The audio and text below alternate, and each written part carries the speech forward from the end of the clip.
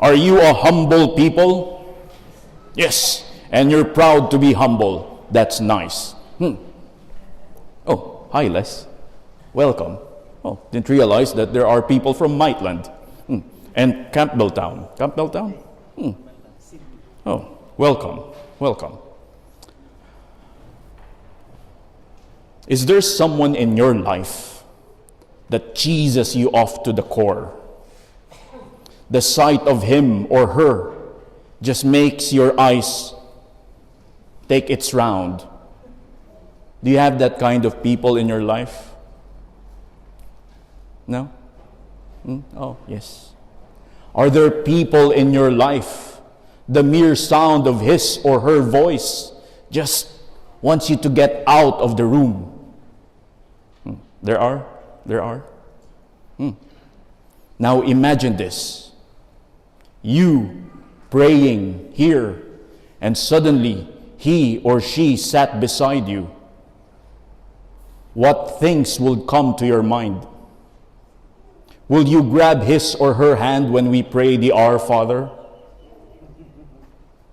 Or will you tell yourself, bugger?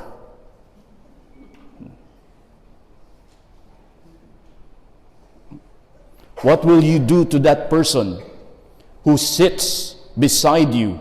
Someone who cheeses you off. Someone who cheeses you off to your core. Will you embrace him or her during the sign of peace? Of course not. Of course not. But can you imagine God's work of mercy operating even in that person?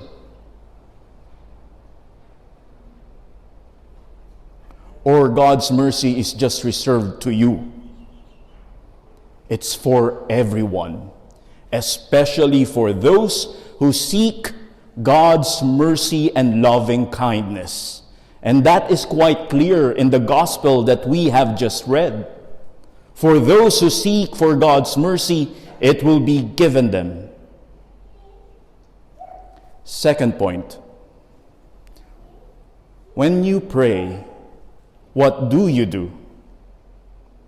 Do you list down all your accomplishes in life? Oh, dear God, I gave some stuff during the first collection and the second collection. And outside the box there, I also put some money. And when I'm not in church, I always volunteer at Vinny's or help elsewhere.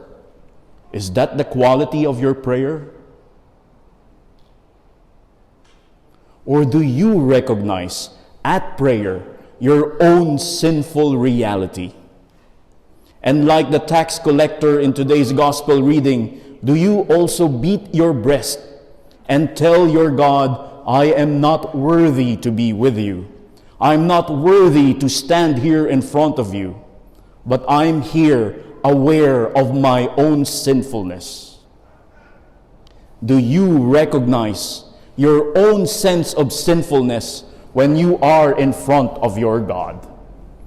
Because it seems for Jesus, it's a good form of prayer if we recognize our own limitations, if we recognize our own sinfulness in front of our God. Have you met people who, every time you talk to them, it's always about themselves, never about the others? It's always me, me, me. Have you met people like that? Do you love being with them? Do you like sharing your stories with them? Do you like having relationship with them? Or do you prefer someone who is very humble, never assuming, knows his or her limitations, knows his or her capacity, and yet open himself or herself for you in a genuine relationship? The invitation for this kind of prayer is that kind of relationship. When we come in front of our God, you just have to be yourself. You don't have to be somebody else. You don't have to show God your own successes, because God knows who you are. God knows your limitations, and God will accept you for who you are. If you are you in front of God, I can imagine God's eyes not rolling when God sees you.